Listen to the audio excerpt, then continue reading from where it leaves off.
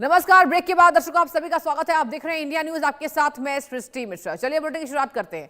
धोखा और गद्दारी पाकिस्तान के खून में है। भारत के खिलाफ साजिश के तहत पाकिस्तान सिखों को बरगलाता रहा है। खालिस्तानी सोच वाले सिखों को पालता और पोसता है, उन्हें आतंकी बनाकर भारत के खिलाफ इस्तेमाल करता है। लेकिन पाकिस्तान की धोखे वाली ताजा करतूत ने उसकी पूरी पोल खोलकर रख दी है। पाकिस्तान में अल्पसंख्यक धार्मिक स्थलों की सुरक्षा को लेकर एक बार फिर गंभीर सवाल खड़े हो गए हैं। पाकिस्तान के फारुखाबाद स्थित 125 साल पुराने ऐतिहासिक गुरुद्वारा श्री गुरु सिंह सभा साहिब को ध्वस्त कर दिया गया है। पाकिस्तान ने सिखों के पीठ में छुरा घोंपा। पाकिस्तान की कट्टर इस्लामिक चरमपंथी सोच वाली जो घटना है, उस पर भारत ने कड़ी प्रतिक्रिया दी है। विदेश मंत्रालय ने इस घटना को जानबूझकर किया गया तोड़फोड़ का कृत्य बताया है, इसकी निंदा की है और पाकिस्तान सरकार से दोषियों के खिलाफ सख्त कार्रवाई की मांग की है। भारत ने यह कहा है कि यह केवल एक इमारत का नुकसान नहीं, बल्कि सिख समुदाय की धार्मिक आस्था और सांस्कृतिक विरासत पर अटैक है। रिपोर्ट ये बता रही है कि फारुखाबाद में स्थित ये ऐतिहासिक गुरुद्वारा करीब 125 वर्ष पुराना था और सिख समुदाय के लिए धार्मिक व ऐतिहासिक महत्व रखता था। घटना के बाद दुनिया भर के सिख संगठन और समुदाय में नाराजगी देखी जा रही है। भारत ने पाकिस्तान से मांग की है कि वह इस मामले की निष्पक्ष जांच कराए, दोषियों को सजा दे और क्षतिग्रस्त गुरुद्वारा का पुनर्निर्माण करे। आपको बताया कि विदेश मंत्रालय के अनुसार स्थानीय प्रशासन और संबंधित संस्थाओं की निष्क्रियता भी चिंता का विषय बनी हुई है। वहीं पाकिस्तान के पंजाब प्रांत के अल्पसंख्यक मामलों के मंत्री ने घटना की पुष्टि करते हुए गुरुद्वारे के पुनर्निर्माण का आश्वासन दिया है। यह मामला ऐसे समय सामने आया जब धार्मिक अल्पसंख्यक की सुरक्षा और उनके पूजा स्थलों के संरक्षण को लेकर पाकिस्तान पहले से ही अंतर्राष्ट्रीय निगरानी में है। अब निगाहें इस बात पर टिकी है कि पाकिस्तान इस मामले में क्या कार्रवाई करता है और क्या ऐतिहासिक गुरुद्वारे को उसका पुराना स्वरूप वापस मिल पाएगा। इसी मुद्दे पर आज हम चर्चा करेंगे, जहां मेरे साथ आप कुछ मेहमानों को देखेंगे और हम जानेंगे कि पाकिस्तान की इस हरकत पर आखिर भारत सरकार को किस तरीके से प्रतिक्रिया देना चाहिए। चलिए पहले आपको बताते हैं खबर क्या है। खबर यह है दर्शकों कि पाकिस्तान में 125 साल पुराना गुरुद्वारा ध्वस्त हुआ है। फारुखाबाद में हुई घटना पर बवाल मचा है। भारत ने इसका कड़ा विरोध जताया है। जानबूझकर तोड़फोड़ का ये आरोप लगा है। सिख समुदाय में भारी नाराजगी देखने को मिली है। दोषियों पर कार्रवाई की मांग हुई है। गुरुद्वारे के पुनर्निर्माण का आश्वासन मिला है और धार्मिक विरासत की सुरक्षा पर सवाल है। Lieutenant colonel G S Sodhi sir रक्षा विशेषज्ञ है, मेरे साथ जुड़ चुके हैं। सर बहुत स्वागत है आपको। Good morning. इंडिया न्यूज पर जुड़ने के लिए बहुत बहुत शुक्रिया। और पहला मेरा सवाल आपसे सर यही होगा, क्या किया जाए इस पाकिस्तान का। आप देखिए सिखों पर यह बहुत बड़ा हमला है, आप इसको कैसे देख रहे हैं सर। जय हिंद सृष्टि जी। जय हिंद सर। ये मेरा सौभाग्य कि मैं आपके न्यूज चैनल पे हूं। जब से पाकिस्तान एक नए देश के रूप में उभरा 1947 में, तब से लेके आज तक 171 गुरुद्वारों को बर्बाद कर दिया गया है पाकिस्तान। 1947 में जब पाकिस्तान बना तो पाकिस्तान में 9 लाख सिख रहते थे, लेकिन आज की तारीख में वो सिर्फ 10,000 रह गए, क्योंकि पिछले 8 दशकों में पाकिस्तान ने सिखों पे अत्याचार किया, उनकी औरतों का बलात्कार किया, उनका जोर जबरदस्ती से धर्म परिवर्तन किया। और यही कारण है कि 9 लाख सिख जो 1947 में थे पाकिस्तान में, आज सिर्फ 10,000 रह गए हैं। इसकी पूरी जिम्मेवारी पाकिस्तान के हर नागरिक को जाती है। पाकिस्तानी सरकार और पाकिस्तानी सेना को तो जाती है, लेकिन हर पाकिस्तानी नागरिक को भी जिम्मेवारी जाती है, क्योंकि उन्होंने वहां पे माइनॉरिटीज को बिल्कुल इज्जत नहीं दी, उनको कुचला, जो पॉसिबल मौका मिला उन्हें दबाया गया। और यही कारण है कि आज एक और गुरुद्वारा पाकिस्तान में बर्बाद कर दिया गया, जो 125 साल पुराना ऐतिहासिक गुरुद्वारा था। शशि जी, आपका अंतर्राष्ट्रीय चैनल है जो दुनिया भर में देखा जाता है। मैं अंतर्राष्ट्रीय समुदाय से अनुरोध करूंगा कि उन्हें एक आवाज में, एक जोर आवाज में पाकिस्तान को आड़े हाथ लेना चाहिए। 80 साल हो गए पाकिस्तान में जो माइनॉरिटीज हैं, चाहे हिंदू हैं, चाहे सिख हैं, चाहे क्रिश्चियन हैं, बुद्धिस्ट हैं, उन पे आए गए दिन अत्याचार होते हैं, आए गए दिन उनके धार्मिक स्थलों को बर्बाद कर दिया जाता है। लेकिन पता नहीं क्यों अंतर्राष्ट्रीय समुदाय बिल्कुल चुप्पी बैठा हुआ है। ये बिल्कुल एक घिनौनी हरकत है। जिसकी मैं कड़ी निंदा तो करता हूं, लेकिन जैसे मैंने कहा, मैं अंतर्राष्ट्रीय समुदाय के उन बड़े लोगों से, उन बड़े देशों से अनुरोध करता हूं कि पाकिस्तान को आड़े हाथ लिया जाए। बिल्कुल, पाकिस्तान को आड़े हाथ सर लेना बहुत ज्यादा जरूरी हो गया है, क्योंकि आप देखिए कि मंदिरों को तो पाकिस्तान तोड़ता ही था, अब गुरुद्वारों पर भी अटैक कर रहा है, ये दिखाने की कोशिश कर रहा है कि सभी मोर्चों पर वो भारत का मुखर है। सर, ऐसे में आप बताइए कि क्या हमें केवल एक प्रतिक्रिया देनी चाहिए या फिर कड़ी कार्रवाई करनी चाहिए, कड़ी निंदा करनी चाहिए इसकी? ऋषि जी, हमें प्रतिक्रिया देने का समय खत्म हो चुका है बहुत दशक बिल्कुल पहले सही। ही। हाँ। अब हमें सिर्फ कड़ी कार्रवाई करनी चाहिए। मेरे को तो दुख होता है जब मैंने कल खबरें पढ़ी कि 117 लोगों ने, जिसमें से 65 या 66 भारतीय नागरिक हैं, उन्होंने चिट्ठी लिखी है माननीय प्रधानमंत्री जी को कि पाकिस्तान के साथ बातचीत का सिलसिला शुरू किया जाए। कैसे हम पाकिस्तान के साथ बातचीत कर सकते हैं? वही पाकिस्तान जो आतंकवादी बेच के हमारे कितने हजारों सैनिक और नागरिकों को मार चुका है, वही पाकिस्तान जो अपने देश में हिंदुओं, सिखों, क्रिश्चियन, बुद्धिस्ट पे आए गए दिन अत्याचार कर रहा है, वही पाकिस्तान जो आए गए दिन माइनॉरिटीज के धार्मिक स्थलों को तोड़ रहा है। कैसे कोई भारतीय नागरिक सोच भी सकता है, लिखना तो बहुत दूर है सृष्टि जी, कोई सोच भी कैसे सकता है कि उस पाकिस्तान के साथ हम बातचीत करें? हमें पाकिस्तान के ऊपर कड़ी से कड़ी कार्रवाई करनी चाहिए। अब बातचीत का, डायलॉग का, डिप्लोमेसी का समय बहुत पहले ही खत्म हो चुका है, क्योंकि पाकिस्तान वो देश है जो बातचीत की भाषा कभी समझता नहीं, वो सिर्फ एक ही भाषा समझता है, वो है कठिन और कठोर भाषा। बिल्कुल। और देखिए, पाकिस्तान भाषा नहीं समझता सर। आप देखिए, बीते दिन की मैं आपको एक खबर बता रही हूं, आप इससे अवगत जरूर होंगे कि पाकिस्तान के तमाम मंत्रियों ने पीएम मोदी को चिट्ठी लिखी है कि अब भाई रिश्ते अच्छे कर लो। हालांकि इसमें भारत के तमाम नेताओं के भी नाम है, मणिशंकर अय्यर का भी नाम है, और आपको बता दें कई ऐसे कांग्रेस के नेता हैं जिन्होंने ये चिट्ठी लिखी है, फारूक अब्दुल्ला भी शामिल हैं उसमें, जम्मू कश्मीर के मुख्यमंत्री। लेकिन सर, ये बताइए कि पाकिस्तान अब गिड़गिड़ा तो रहा है, लेकिन दिखाने की कोशिश नहीं कर रहा है कि उसको भारत की जरूरत है। हालांकि पाकिस्तानी एक्सपर्ट्स ये मान रहे हैं कि अब भारत के साथ पाकिस्तान को रिश्ते अच्छे करने चाहिए। क्या कहेंगे इस पर? जी देखिए, पाकिस्तान के नागरिकों का माननीय प्रधानमंत्री जी को चिट्ठी लिखना मैं समझ सकता हूं, क्योंकि इस समय पाकिस्तान अपने सबसे कमजोर कड़ी पे है 1947 से, जब से वो एक नए देश के रूप में उभरा।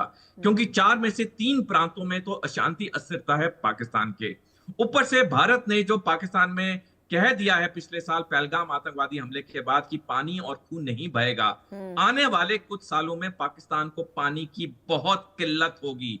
जिस तरह से भारत अपना इंफ्रास्ट्रक्चर बना रहा है, अगले कुछ सालों बाद पाकिस्तान में पानी की इतनी किल्लत होगी, और इसलिए पाकिस्तान को पता है कि अब उसे कोशिश करनी चाहिए भारत के साथ रिश्ते बनाने की। लेकिन देखिए, हमें पाकिस्तान के इस झूठे जंजाल में नहीं फंसना चाहिए, क्योंकि पाकिस्तान की बुनियाद 2 ही चीजों पे बनी है, वो है भारत विरोधी और हिंदू धर्म विरोधी। और कोई भी माइनॉरिटी धर्म जो पाकिस्तान का ऑफिशियल रिलीजन नहीं है, उसके तरफ तो उसकी जो गलत मंशा है वो तो हम सारे जानते हैं।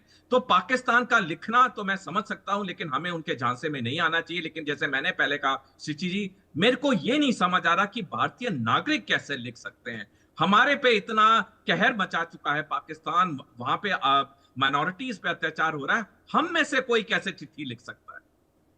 ये बात आप बिल्कुल सर ठीक कह रहे हैं कि माइनॉरिटीज पर आतंक मचाकर पाकिस्तान ने रखा है।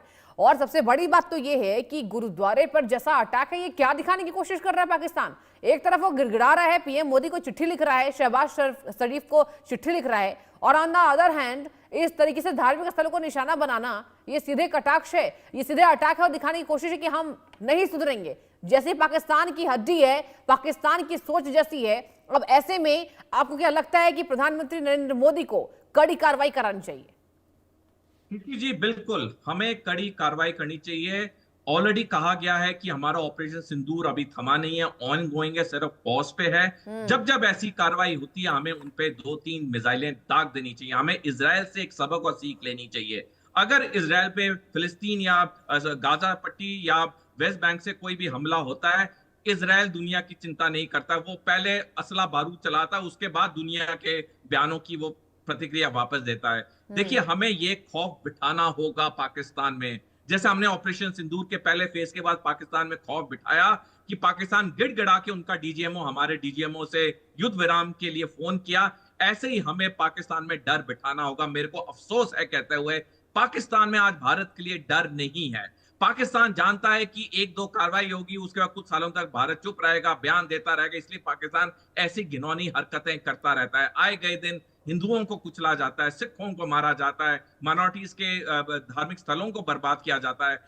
लेकिन हमारी कार्रवाई कुछ सालों में एक बार होती है, चाहे बालाकोट थी 2019 में, उसके पहलगाम हुई, 6 साल का एक गैप था। 6 साल में कितने, अगर हम सिंपल गूगल सर्च करें, कितना वहां पे पाकिस्तान ने भारत के अंदर आतंकवादियों के थ्रू मौतें करवाई हैं, या पाकिस्तान ने माइनॉरिटीज को कितना कुचला, ये सारा गूगल में आराम से डाटा आ जाएगा। तो हम लोग जो लंबे समय के लिए चुप बैठते हैं, इससे पाकिस्तान का हौसला बढ़ता है। जैसे मैंने कहा शशि जी, हमें इजराइल से सबक सीख लेनी चाहिए। जैसे ही एक हरकत हो, उसका मुंह तोड़ जवाब दिया जाए, फिर दुनिया कुछ भी बोले, हम जब तक ऐसा डर पाकिस्तान में नहीं बैठाएंगे, ये हरकतें पाकिस्तान की खत्म नहीं होंगी। और मैं एक और टिप्पणी करना चाहूंगा।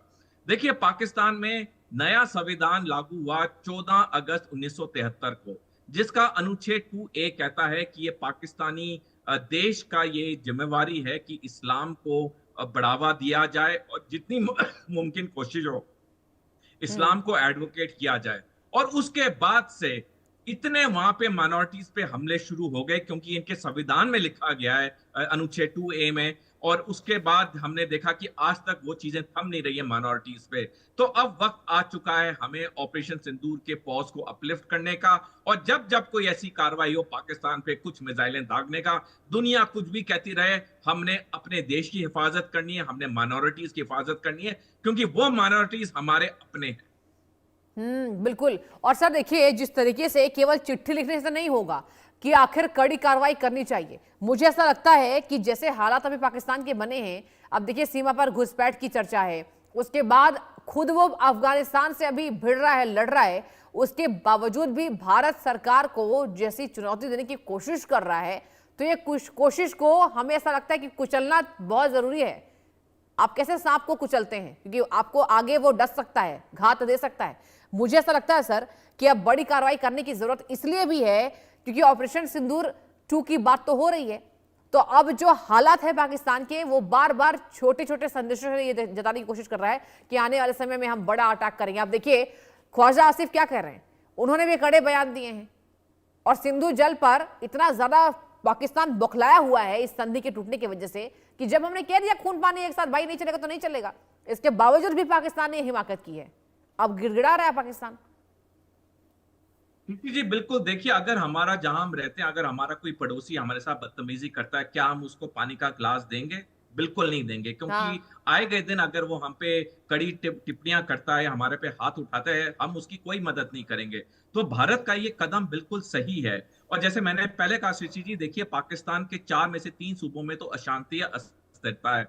अफगानिस्तान ने पाकिस्तान की नाक में दम करके रखा हुआ है। तो आज की तारीख में अगर हम देखें, 1947 से लेकर आज तक पाकिस्तान सबसे कमजोर कड़ी पे खड़ा, और इस कमजोर कड़ी का फायदा जिस तरह से अफगानिस्तान उठा रहा है, आए गए दिन वहां पे हमले करवाता है पाकिस्तान में, हमें भी इसका पूरा फायदा उठाना चाहिए। पाकिस्तान की आर्थिक हालत कंगाल है, पाकिस्तान अंदर से अस्थिर है, अफगानिस्तान ने उसकी नाक में दम किया हुआ है। हम क्यों रोक रहे हैं? हम क्यों अपने आप को रोक रहे हैं? हमें आए गए दिन पाकिस्तान पे मिसाइलें दागनी चाहिए। जब जब पाकिस्तान में कोई ऐसी कार्रवाई हो कि माइनॉरिटीज पे कोई हमला हो, या पाकिस्तान कोई आतंकवादी भारत में भेजे, जब तक हम इजराइल से ये सबक और सीख नहीं लेंगे, पाकिस्तान वो जहरीला सांप है जो हमें बार बार डसता रहेगा। और जैसे आपने सही कहा, जहरीले सांप को मारने का या रोकने का एक ही तरीका होता है, जोर से लट मारो, तभी वो जहरीला सांप भागता है, अन्यथा वो बार बार आप पे वार करता रहेगा, आपको काटने की कोशिश करता रहेगा। सर बिल्कुल। और सर सिख समुदाय में कितना ज्यादा आक्रोश है गुरुद्वारे के तोड़े जाने के बाद, ये भी मैं आपसे जानना चाहूंगी।